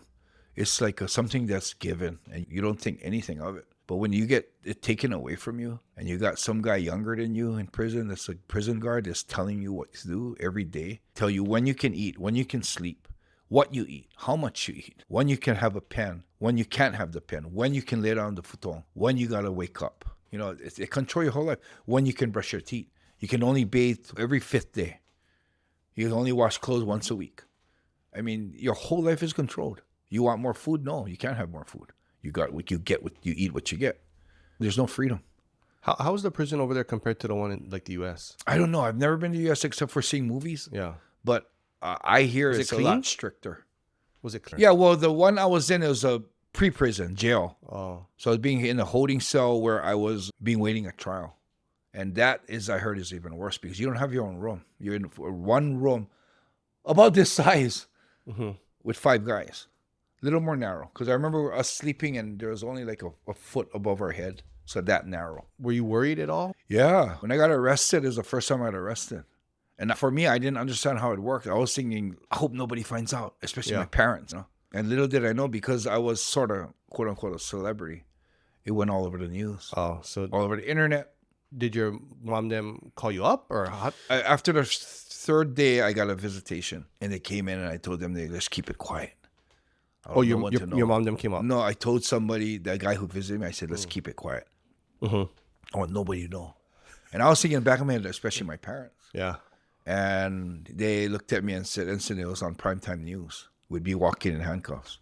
Like, oh, shit. And I said, okay, Japan's Japan. My mom then can find out. The second visitation I had, the person told me that my mom found out. So my cousin called my mom and asked her, is Enson okay? Because they saw it on the internet. And my mom's like, what do you mean okay? She said, oh, they heard he got arrested. I'm like, oh, God. So it's crazy, you know, the support my mom gave me is her and my dad flew up. I couldn't see them. They weren't I was allowed in to prison. visit? Yeah, I was in prison. They asked for visitation. I didn't accept it. Oh, you wouldn't accept it? Yeah, because I didn't want my mom to see me like that. I thought, you know, my mom is someone who takes pride in who we become. And if we fuck up in any way, although she had nothing to do with it, she'll take the blame. So I felt that for my mom to look across me and see me sitting in the prison clothes with like the movies in a glass, I was like, oh, I don't think I'd ever want to put my mom through that. So I declined the visitation. And what happened was they were waiting for me to get out. In Japan, if someone accuses you of beating them up or something, you can get arrested for 20 days legally can hold you with no proof except someone saying that you beat them up for 20 days, and they'll shackle you, treat you like someone guilty. And in 20 days, if they don't have enough evidence, they'll say, okay, you can go. No sorry, no nothing, you can leave. And they'll let you gather yourself and leave. And that's how Japan runs it. And so I was held for like 20 days. I was guilty. They found the marijuana in my car. So for me, it was a whole different thing. But it was like, okay, when am I getting out? When am I getting out? So there's a whole thing where they keep you for 20 days. They decide if you're free because they don't have enough evidence, or you're going to get a court date. Mm-hmm. Okay, for me, because I had the marijuana in my car, I got a court date. From the court date, they say, okay, now we're going to release you. Are we going to detain you in another cell until the court date, or are we going to let you out on bail? And for me, because I was famous and I owned the house, they said, okay, you're not a flight risk. We got to get you on bail. They had a hard time deciding my bail. So I actually stayed in 28 days when I was supposed to be out in 20. And the whole time, my mom and them were thinking 20 days. They timed it where they're going to come see me when I get out. And because they went back home. No, they stayed. They stayed. With your cousin? No, they stayed by themselves. Oh. Yeah. So they moved up and got in a room, got a hotel near the prison, actually next to the prison. How was that? How was that on you? Knowing it was did hard. You know that? You knew that? I actually got I found out they came up, and it got hard. I actually got used to the prison life. When you're in prison, there's two worlds, prison world and outside world. And if your body's in the prison, but your mind's on the outside world, thinking, oh, it's Friday night, I usually go to clubs. You get your meal and you think, oh, if I'm outside, I eat shabu shabu. Oh, I better meet. You think of that. It's torturous. Mm-hmm. So I found out that you had to have your mind and your body in the same place. Someone told you that, or you figured No, it out? I figured it out, that the give up on the outside world. It's over. It's done. It's gone. And then you find stuff in prison that's pleasant. You find stuff in prison that actually makes you happy. Like what? Like food. Oh, miso soup after my meal. Lying down to bed, getting the futon out finally when we're sitting in a room with no chairs. And I got that, accepted it. And as soon as I found out my mom didn't here, it got hard again. I guess the guilt or the sadness of my mom having to know that her son's in prison. So what's worse, being in prison or knowing your mom and dad are outside that made it for worse. You and so on? That made it worse. And that's why I declined the visitation. And when it got to a point where they were waiting for me to get out, they wanted to greet me when I got out. And when it got to a point where they had to go back and I wasn't going to see them, I told one of my guys that visited me, I said, you know what? If my mom wants to see me, I'll see them. Because I felt, they came all the way up here. Oh, I don't want her to see me like this, but, they want to see me. So I put that aside and I said, okay, I'll see them. And it was crazy, man. I got a letter from my mom. And she said, you know what? If you don't want to see us, we'll honor that. We just wanted to be near you, wanted to feel in spirit, we're supporting you. And she declined it. It was crazy. And I remember crying reading that letter, thinking, holy shit. She supports me so much. My mom is someone who didn't like me and Egan going into fighting. But as soon as she knew that we weren't going to listen to her, she supported us. So, that kind of stuff, the prison, when she came and support me, although she was administrator for her whole life, became the principal, vice principal, and a reputable job. My dad was a teacher, and her two sons don't go to college, and me, I end up in prison. I mean, can you imagine the blow it serves her, like feeling like she's a failure? Just thinking of that, just like, that would be so hard for her. And to put her through that for me, was hard. But yeah, the love she fucking showed me by saying, no, it's okay, we don't need to see you. That was unbelievable. And that I finally got out, didn't get to see them when I got out.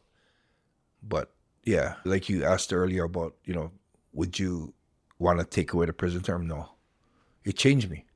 It stopped. I didn't touch marijuana after that. I stopped doing that. It changed my life, started walking a better road. I was on a bad road. And I always think to myself, like I heard later that when I got arrested, the cops just came up. I was in a parking lot back in the day looking on MySpace, and the cops came into my window. And I had a roach on the dash where they could see it. What I learned later is that I don't need to show them nothing. I could just say, no, I'm busy, lock the doors and leave. And they can't arrest me without having actual proof. So I find myself thinking, I wish I only did that. I wouldn't have been in prison. And I catch myself saying, wait. There was such a good change after prison that, like you say, everything in your life makes you become who you are today, all the good and bad experiences. And for me right now, the wife I have now, the life I have now, oh my God, I'm so happy. I wouldn't want to change a thing. So everything that led up to today was everything that made me who I am today. The person I am, the situation I'm in now. And I'm grateful for everything. And prison, I'm so glad it happened because I actually started writing my book there too. Mm-hmm. So yeah, I mean, it's weird, I say, if you could rewind, would you want to, not go to prison? I don't think I would. I would want to do it exactly how I am today. You know how people say, I wish I was 20 again. I don't wish I was 20 again. Because if I was 20, I don't know if I could walk this road and be in this spot I am today. I want to be where I am today. This is where I'm happy. People, I don't have millions of dollars, but I have millions of dollars in happiness. You still feel like you have to test yourself every day, though? Like No, you were before? I don't. I've never been asked that. No, I don't. Even like street fights, I don't get mad at street fights. I mean, there's that little beast in me that I would like to tame better. I mean, I had just an incident on the street where I had a guy hanging out outside my house, and I tried to ask him to leave, and he got wise with me, and I felt that little beast stirring up in me. The beast is little? No, the little beast. Yeah, he's Is little, it little now. No, Oh. he's so dormant that he seems little. Oh. So I had a hard time controlling it. So I still have that, but I think the beast comes out when there's insecurity. And I feel secure in myself. I don't feel like I need to test myself anymore. I think I know who I am and how strong I am. But I was kind of disappointed after I drove away from that incident, thinking, why did that beast start pushing his way through? I thought I had him in shackles and chained in a cage, But he was coming through, almost taking over. And I was thinking, where's my insecurity there? The guy was smarter than me. He didn't have a weapon. I'm thinking, what's the insecurity? A lot of times I would get that insecurity because I didn't know who I was. And this guy's wising up to, and thinking, who do you think you are talking to me like that? I'll show you, you fuck with me, But I didn't have that. And I was thinking, why did I get like that? And I realized that it was because it was outside my house and my parents were in the house. Yeah. And the insecurity of him possibly going to my parents was something that I think the beast just couldn't stay dormant. Yeah. I saw that post that you had put up there. And before you had said that, that's exactly what I was thinking. Because even as we're talking today and then some of the other interviews I've watched you go, that, if you call it like the beast is actually, to me, a pretty compassionate protector of you. Because that beast That's true. protects others, which is something that if you don't do it, you cannot live with yourself. So if you look at like from your young kid time with your friend, and then you look at the times where, okay, like this with I cannot put them through this. And this freaking guy might be, your parents old, right? So it's like he might could do something like that. I can't live with myself on that. Yeah. That thing's coming. Yeah. It's coming. So like, it's a protector, yeah? Yeah, it's a protector. That one protects, and before it was protecting my insecurity. The feeling of I'm not good enough, right? Yeah, like I'm not good enough. I got to prove enough. myself and it's not. But these days, you can see really clearly your deal is loyalty. Yeah. Your piece is family. Yes. And any of them are threatened by any means, and you could have done something about it and didn't. That pain is way more nuts to you than anything else. Yeah. So that makes sense to me. Yeah. That makes sense to me. Yeah. Yeah, because, back in the day, I'm sure when I say this, it's going to resonate with a lot of people. There's a lot of times when I was not so secure in myself, when I got confrontations in the street, no matter what I did with it, I'm driving away thinking, fuck, I should have done this. I should have done that.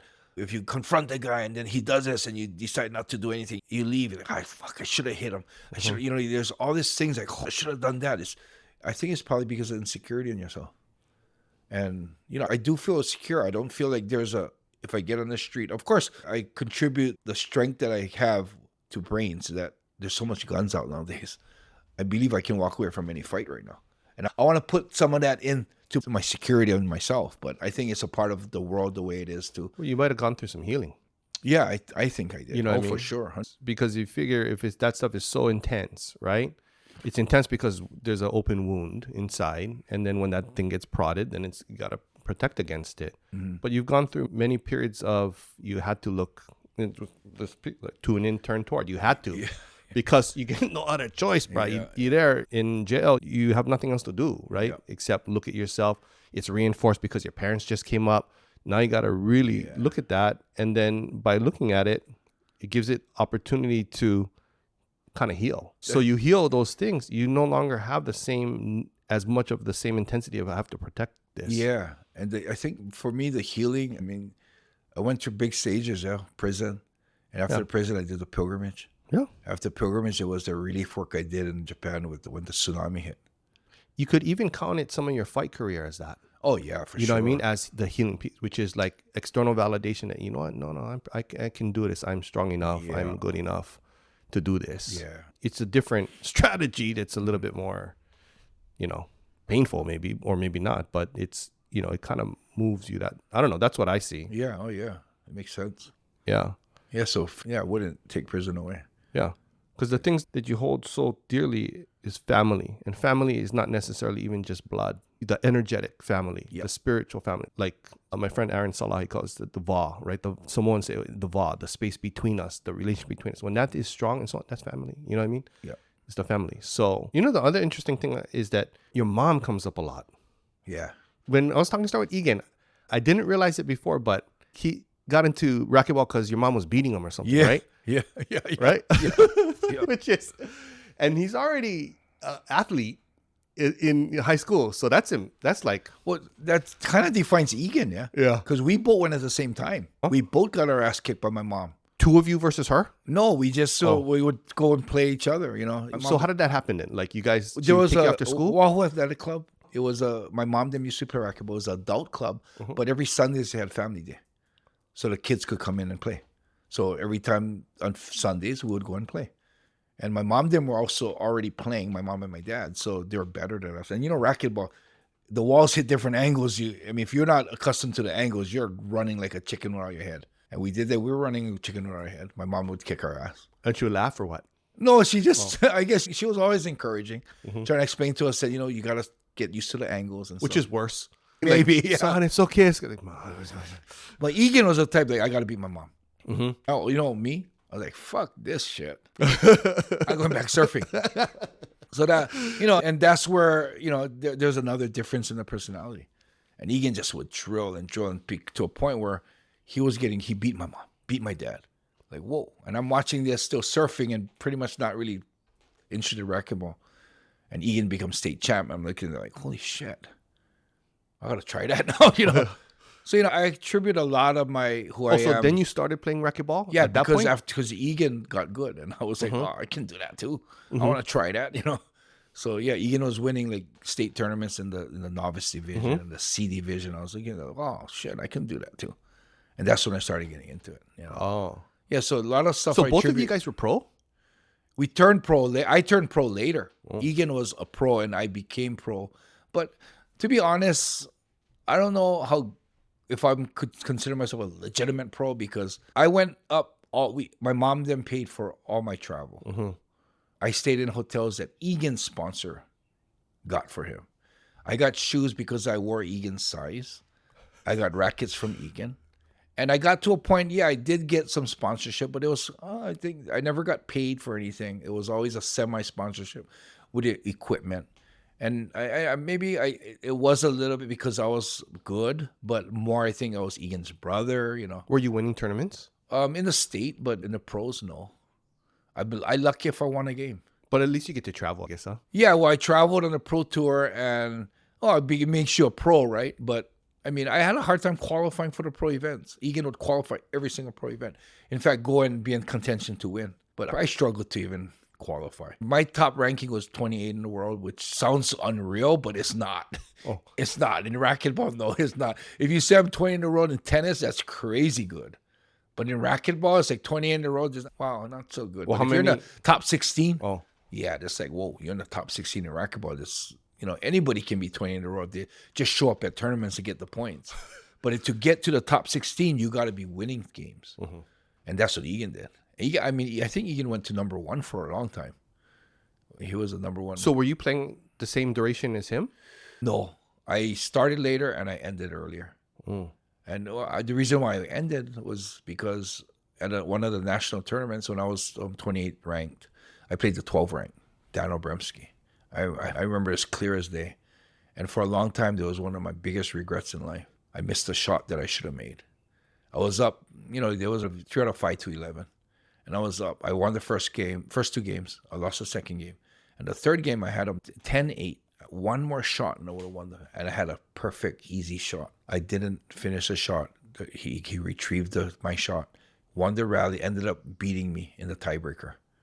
And that shot, missing that shot, was one of the things I regretted in my life, and I hated it for the longest time. I would go into the court and feed myself the exact same shot, thinking, okay, this is it. And I would bury it 99% of the time, thinking, oh, why couldn't I do it then? And because I missed that shot, it was a national tournament, so I would have got double points. I would have made it to the round of 32s. Oh, it was, I would have made it to the round of 16s. And I would have got more points. I would have probably moved into the top 16, which means I don't need to qualify anymore. Mm. You know, when you qualify, you play a tournament to qualify for the main draw. I wouldn't need to qualify anymore. I would be a touring pro, not some pro that's trying to get into the main draw. And because I missed that, I didn't get that rank. The next year, the tour went bad. I think they had half the tournaments canceled because the racquetball industry wasn't doing well. So when that happens, the clubs still want exhibitions, and they're not going to ask for 28 when 1 through 10 don't have work. You know, so Egan stayed in because he was, I think at the time he was 3 or 4 in the world. So I decided that, you know, it's time to retire, go back to school. Did that, went back to school, found Gracie Jiu-Jitsu was a non-credit course. Found Gracie Jiu-Jitsu, and then to even tie the missing that shot into even how I got to Japan is because Egan was asked to come to Japan and play. But because he was busy with the pro tour, he couldn't. So they said, oh, what about the little brother? Didn't he play? So they brought me up. Yeah, so, you know, that whole thing, you know, I went to an English job, tried to learn the language, ended up fighting, blah, blah, blah. 33 years later, I'm still here. I'm still in Japan, 33 years. And my life is in Japan. I got a house, got dogs, got a beautiful life up there. And to really think about it, it started off from that shot. The shot that I regretted for, I'd say almost 8 years, man. That was the worst thing in my life. Every time I thought about it, my heart would sink. But now I realize that shot is what helped me get to Japan. If I didn't miss that shot, I wouldn't be in Japan. So, you know, I believe that regrets is a choice. When you regret something, you choose to regret. You understand? You know, does that make sense to you? Because when you regret what you did, there's 2 roads that you take, yeah. If I take road A and it doesn't go well, I can regret and choose to regret and think that road B would have been better, but I don't know that. So what I say when regrets is a choice is you choose to think that the other road would have been better, but the other road could have been worse. You can believe that this road you took was the best road, and that's where you don't regret not taking the other road. So I believe that regrets is a choice, because in any situation you're in, there's a better situation and a worse situation. And if you choose to believe that what you didn't do would have brought better things on you, you're going to regret what you did. But if you choose to understand that it could have been worse, you're not going to regret what you did. If you could go back, you would have made that shot and won the game? Well, yeah. If going back, thinking that... Right now, I give you a ticket. If I trained harder to make that shot... Oh, no, so this not even train harder. I give you a ticket right now, and I say, okay, you can go back to that exact moment. Knowing what I know right now? Yep. No. Yeah. I'm glad I missed the shot. But not knowing what I know now, I would have wanted to make that shot. I would have done anything to get that shot. Yeah. But you know what, too? Then my mindset would have been different. I wouldn't have known Japan. I wouldn't have known how good my life would have been. So I wouldn't regret making that shot. You would have less family, potentially. Yeah, but I wouldn't know that. Like all the way around, right? I wouldn't know that. Yep. So what I don't know, I can't construe and think that's what I would have. If I did make that shot and I thought, I would have a house in Japan, I'd be a famous fighter, I'd have a huge family that is loyal to me, I would regret that shot. But I don't know that. And I choose not to think that if I made the shot. So now when you look back at it, you sure you missed the shot? What do you mean? You sure that you missed the shot? No, that's deep. Bro, I mean, that's exactly it, right? Did you miss the shot? I made the shot by missing the shot. Or did you make the shot? Like 100% That's interesting. spot I never accuracy did look at it that way. Wow. Yeah. So in shallow terms and physical terms, I missed the shot. But in the deep sense of you lost life, the game. I made the shot. You lost the game. Racquetball was going down anyways. If you're 28 in the world and that's not really anything, it's like whatever. It's kind of, you know what I mean? It's not. I'm not trying to minimize it, but it's like the future of that is what? Versus you go, did you really miss the shot? Yeah, you know. Or did you make that shot like with pure accuracy that takes you on this road that made my whole life? You got to look back at it and see, but then where you at now? You have a wife, you have dogs, you have family, you have friends. I'm famous in Japan. Yep. Yeah. It's funny because, So did you actually make the shot? yeah, that's the thing. Yeah, it is. If you say that in that tense, yeah. Did everything, all the hard work up to there? I missed lead the up? shot, but I made the shot. Absolutely. Yeah. Right? That's an interesting one, right? Everything you worked up to actually miss that shot so you can make the other shot. Yeah.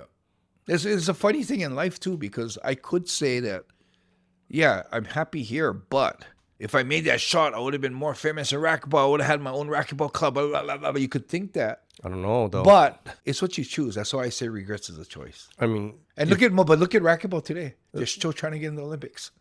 When we were playing racquetball, they were telling us it's going to be an exhibition sport next year, and in 4 years it's going to be an Olympics. I mean, we're told that so many times. And I lost contact with racquetball into fighting. And when I go back and look at the racquetball now, I think, holy shit, they're still at that point. 30-something years later, they're hoping that's going to be an Olympic sport. I mean, I can't even name a racquetball player other than Egan. Right. Because he had the thing at Mitz's, the poster at Mitz's. Yeah. You know what I mean? Like, and he had that look, right? Like that. And then, he get the racket. I mean, well, you know what's crazy? Other than that, can I name one racquetball player? You know what's crazy about that? When we played racquetball and we told people we play racquetball, they're like, oh, squash, tennis. Yeah, what is that? And it's still like that today. Yeah. You say racquetball, like, pickleball? Oh, no, it's pickleball now, right? it'd be maybe, you know what I mean? That's to get money in that one right now. Well, but, even, when we started MMA, it was the same thing. It was amazing. We'd say, I'm an MMA fighter. Oh, K1? They don't know what MMA is. But the crazy thing is, racquetball is still where it is when we left it. MMA is like one of the mainstream sports now. Everybody, I can tell an old lady, MMA, UFC, they'll know what it is. I know, it's nuts, yeah. They're unreal. Did you watch UFC 1? Did you watch the Yes, first I did. one? Oh, hell yeah. Yep. I considered the Gracies my family. Uh-huh. When the Hoist was in there, man, yeah. Oh, so you were already taking, by the time the UFC 1? Yes. I remember watching it in Japan. Oh, you were watching? I was already in Japan. So you took a university course is how you got it? Or, into it? Yeah. And it was a non-credit course in the University of Manoa. And that was at Helson's house by Kalani? Or no? No, it was at Studio 5 in the athletic department in the University of Hawaii. How many people were in there? Oh, damn. When I went for the first class, there were like 20 or 30 people. That's a pretty good amount. Yeah, but see, the whole course wasn't actually like grappling. It was self-defense. Oh, that makes sense. You grab you here, you do this. So for me, when I got attracted to Gracie Jiu-Jitsu, there was a guy, Homolo, that was running a video at the campus when you go before the cafeteria, and I watched that, and I fought a lot on the street when I was younger. So when I saw it, I was like, oh shit, look at that video. Is that the VHS ones where you see like the VHS black and white. The big black guy was swinging like the wrong way up the river, and then you got to fight Hickson after and so on.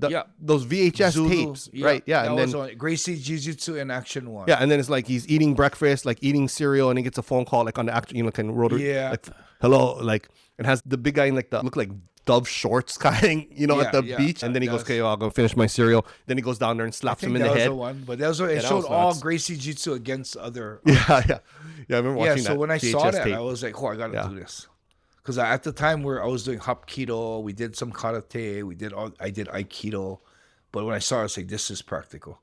So I went to the class. I joined for the non-credit course, joined the class, and it was all self-defense. I was like, "This is not what I thought.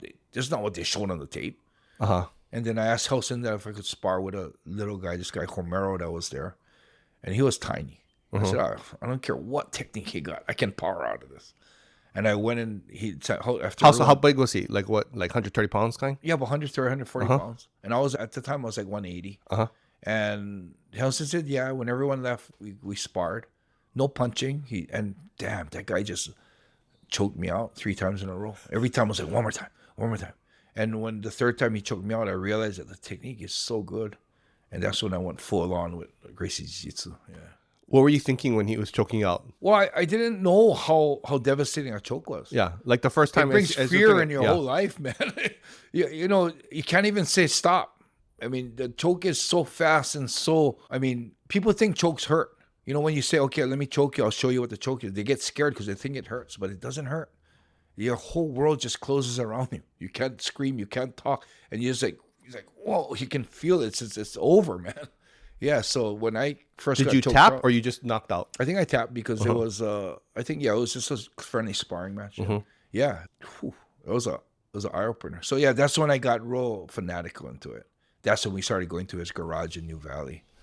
And we started. I remember Lawson and James Tanaka, we would get together when they didn't have classes and meet at Studio 5. I think because I was a student, I could actually reserve Studio 5. It was a huge studio, but we could reserve it and go train. So every Saturdays when Helston didn't have class, me and Lawson and James Tanaka, even Kofi, would meet there and just spar with each other. So when you were doing that, were you just thinking the whole time, oh, wait till I get Egan in this? No, well, for me, I was doing it because I wanted to defend myself on the streets. And Egan, of course, because I was into it, he wanted to get into it too.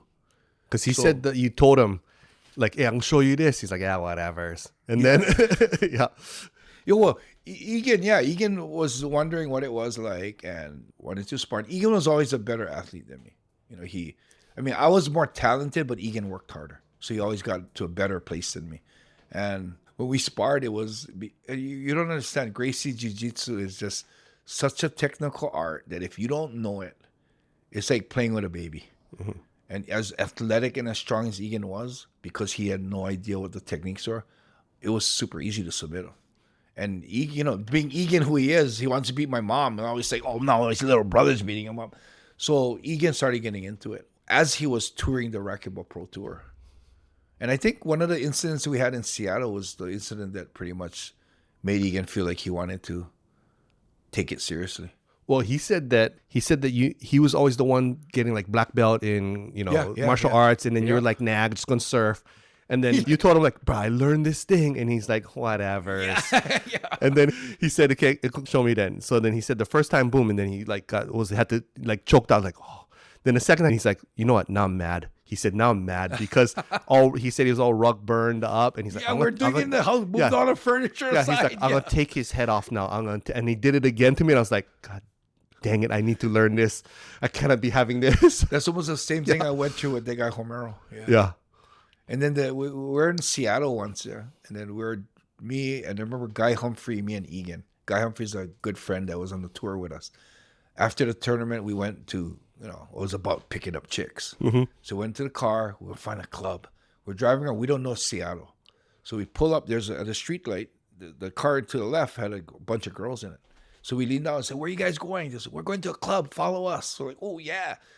We go there, we're in the second lane. We go there, boom, they turn. So, oh shit, we follow them. Not knowing that this lane is straight or turn. And this lane is just straight.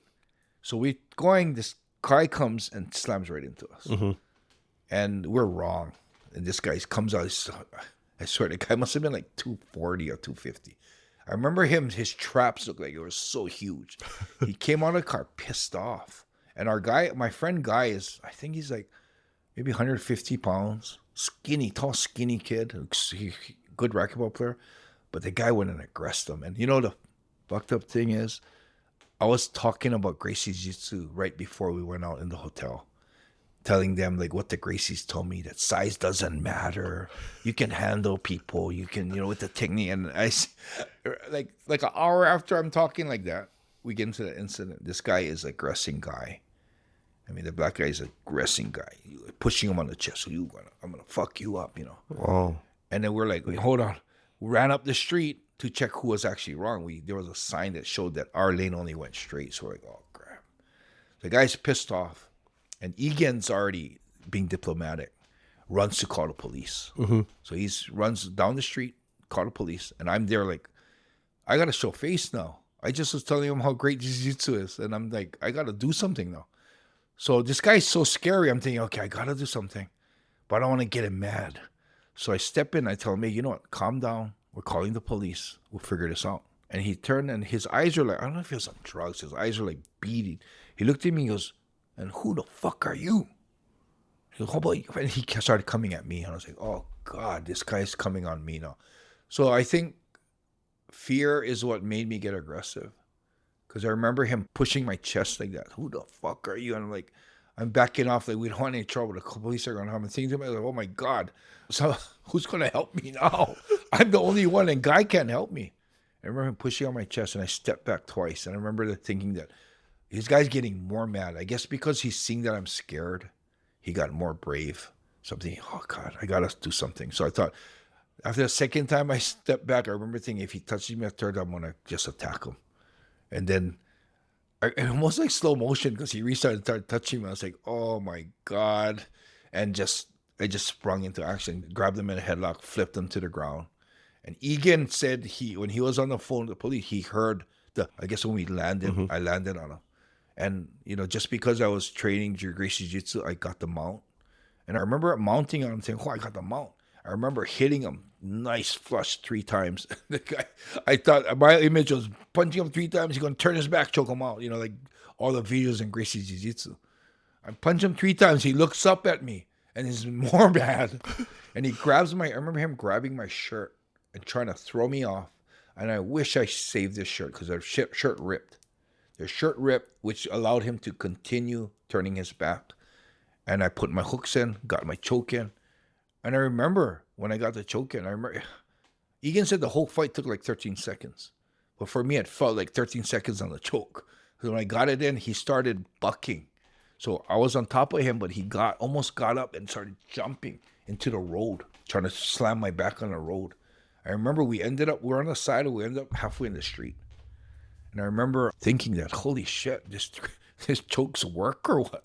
Because you always tap before you pass out. You don't necessarily pass out. And I remember choking and saying, oh shit, this shit works.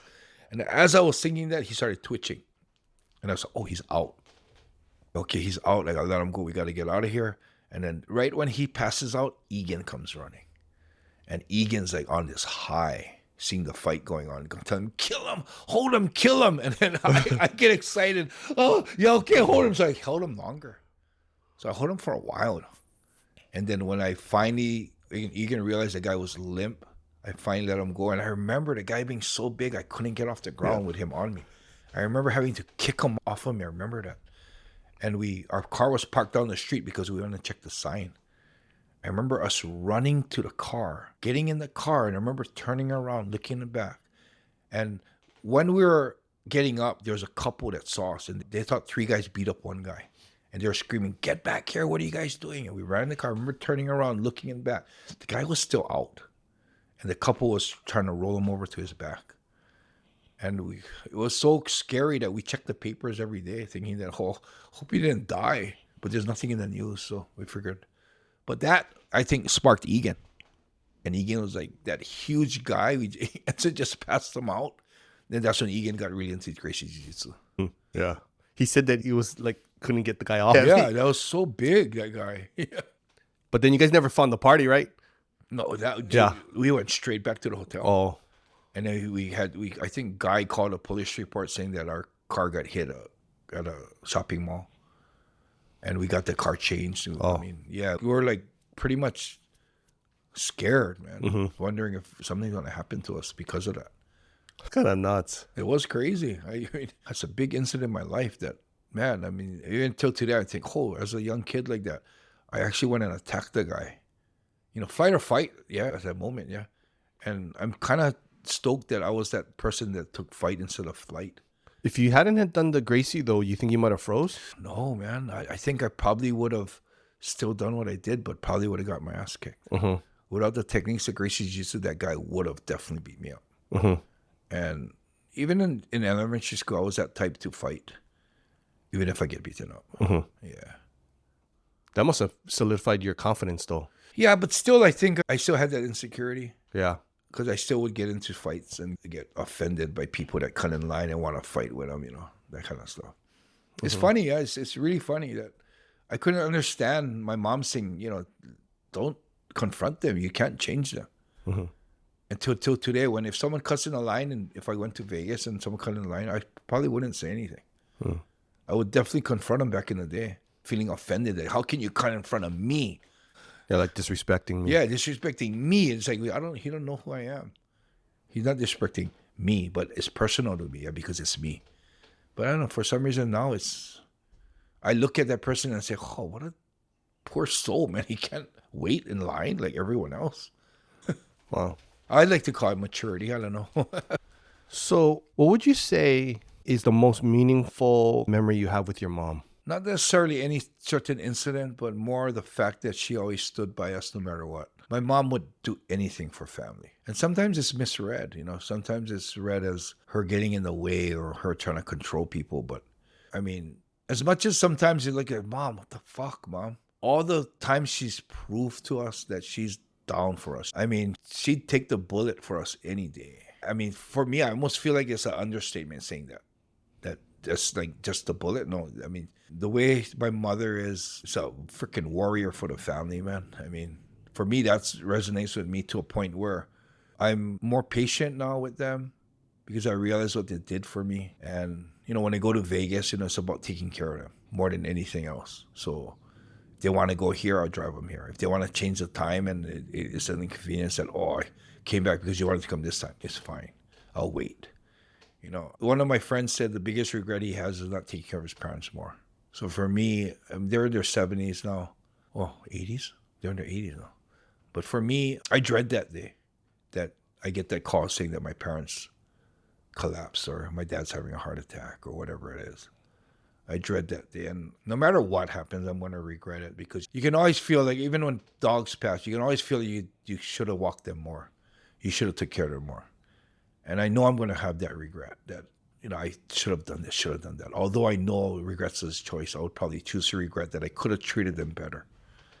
And I just feel that the more I can do now, right now, the less that pain will be. Mm-hmm. But yeah, don't look forward to that day. And I know that day is inevitable. And I do want to take care of them and show them how much I appreciate they've done for me. Even if sometimes I think I'm right when we're having a little disagreement, they're right because they took care of me so much. I mean, my mom and my dad. I mean, we talk about my mom because she's like the forefront of the relationship. She's the one who will come out and she's the one who makes the squawk or makes the noise. But my dad's that silent back, strong back. But yeah, I mean, I can't express enough how much I appreciate what they did for me. And there's no words that can express that. So the only way I can do it is show it in what I can do for them. And even then, it's so limited.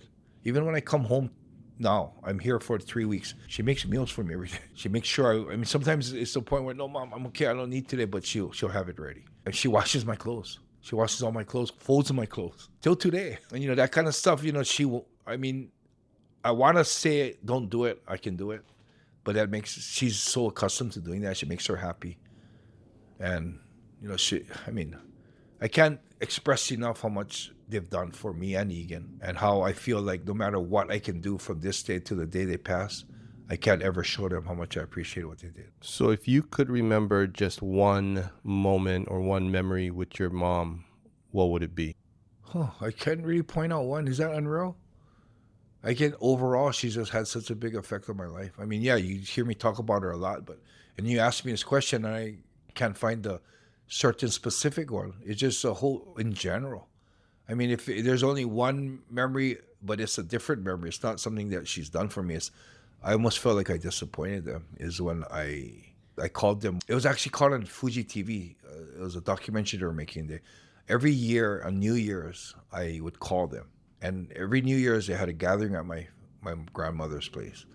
And every time I called to wish Happy New Year, she would pass the phone around to everybody. And so I'd say, oh, Happy New Year. Okay, oh, wait, here's Egan. Oh, Happy New Year. Okay, here's Josie. Happy New Year. And they would pass it around. Mm-hmm. And I remember that time that distinctly, maybe because it was filmed and I repetitively watch it. But I remember her asking me, how long are you going to fight? When are you coming home? And that was her big thing. She loves the family being home, yeah. And Egan never leaves. And I always left. I went to Texas. I went to Japan. And I remember that. She's saying that, when are you coming home? When are you going to stop fighting? Because she didn't want me to fight because she didn't want me to get hurt. I couldn't even play football because she didn't want me to get hurt. I remember saying and kind of blowing it off and saying, oh, Happy New Year. I cut the phone. I remember cutting the phone and looking at the crew and I was, oh, she just wants me to stop fighting. She really doesn't like me fighting. I remember saying that. And that resonated with me a lot, that she supported my fighting, but she really hated it. She didn't watch my fights. The only time she's ever even glimpsed at my fights is when she knew everything was okay. But even though the fights that like Igor Vovochanchi, where I got beaten pretty bad, where I had like a perforated eardrum, swollen brain, broken finger, broken jaw, liver raised up the count of 2,000 times a normal person, to a point where my liver was about to shut down. She still hasn't seen that fight. And as brothers, to bring the fighting up, that's where me and Egan got really close. We were already close brothers, but we got way closer when he would come and corner me. You know, you think like, oh, but he's only cornering you for a fight. It wasn't a sport for me. It was life and death. I was willing to, or even as at the mindset that I was at, I felt that it would be a good day to die in the ring. If I wanted to die, it would be dying. The best way to die is to die in the ring. And I really believe that. And if I'm going to die in the ring, the people that I put in the corner is people that I believe will be there for me and the people that I would want to be with when I die. And I know my mom and dad would never come in the corner, but Egan would be in my corner. And having him there, knowing that, you know, if I die, that's the person that's going to be with me. That's where we got really close. And the Igor fight, I knew it was real bad because Egan, even till today, he wants to foil. If he goes anywhere, he wants to come back to foil. He wants to get in the ocean. And Egan would come up for the fights and fly back the next day to get back to Hawaii.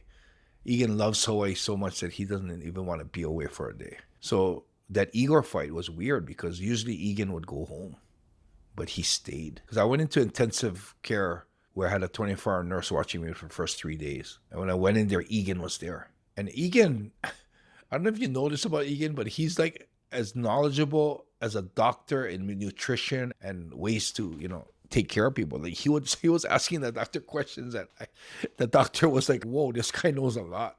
Asking why you guys doing that? Well, isn't this supposed to happen? He's like asking him all that kind of stuff. And Egan was there, like by my side. And that's when I realized, holy shit, this must be kind of bad that Egan's here. Yeah, because Egan wouldn't stay in Japan an extra day. He loves Japan, but he was already there for 3 or 4 days for the fight. And he wanted to get back to Hawaii, but he stayed. And that really made me feel like, oh, he's like a really good older brother. He takes care of his little brother. And I was like the more aggressive, the bigger, younger brother. But when that kind of times came, Egan made his sacrifice, stayed away from his Hawaii, and stayed with me. I think he stayed like 3 or 4 more days more because I was in intensive care. I remember they were worried about the swelling in my brain because there could be bleeding, but because it was swollen, it could be, you know, pressuring the. So you could have died? Blood. Yeah, so they were afraid of that. So every day I had to get a CT to check the swelling and see if there's any bleeding. Yeah, so that was where I guess when that went away, the next thing was the kidneys because they told me that if anywhere in your body, your muscles all work together. Yeah, when inflammation's everywhere. Yep. So if you get traumatized to a point where it puts out toxins, the whole body will put out toxin. That'll affect your kidneys. Yeah. And the guy told me that right now you're at the borderline. And I told him, I feel fine. And he said, no. I said, you don't understand. The kidneys is like turning off the lights. You feel okay, boom, into the wall, and you're done. And I'm like, oh. But he said that my kidneys the numbers are going down so fast. And at one point, I think the 3rd or 4th day, he told me that it's like someone who drinks too much. I'm like, oh shit, if it's going down that fast. So do you think you're going to die? No, I didn't think that at all. I didn't think that, not once. Even because I didn't feel like that. I didn't feel like I had a kidney problem or anything. So you don't feel that, yeah. Did Egan say anything to you during that time period? No, Egan didn't. The only time I felt like something was bad was one, Egan was still there. And 2 was when people came to visit me, they freaked out because my face was so bad. But I can't see myself. So yeah. I'm telling them I'm okay. But I see the worry in their face. And I'm thinking, oh, no, everything's good, man. Did you talk to your mom then during that time? No, I don't remember talking to them until later. Oh. I know Egan was in touch with my mom, letting her know that I think Egan was kind of bullshitting her too.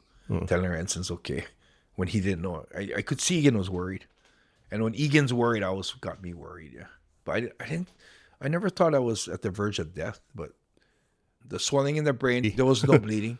Yeah. So I actually maybe just the kidneys. I wasn't really at the verge of death, but the doctors taking the precaution that there was a lot of things that could happen that could lead to death, but it didn't happen. And the hardest part was the perforated eardrum. I had a big hole in my left eardrum. So that took a while. I couldn't fly. I couldn't swim. Even showering, they didn't want me to get it wet. Well, maybe as kind of we're wrapping this up, is there anything that you wanted that we forgot or maybe you wanted to mention that would be helpful or interesting?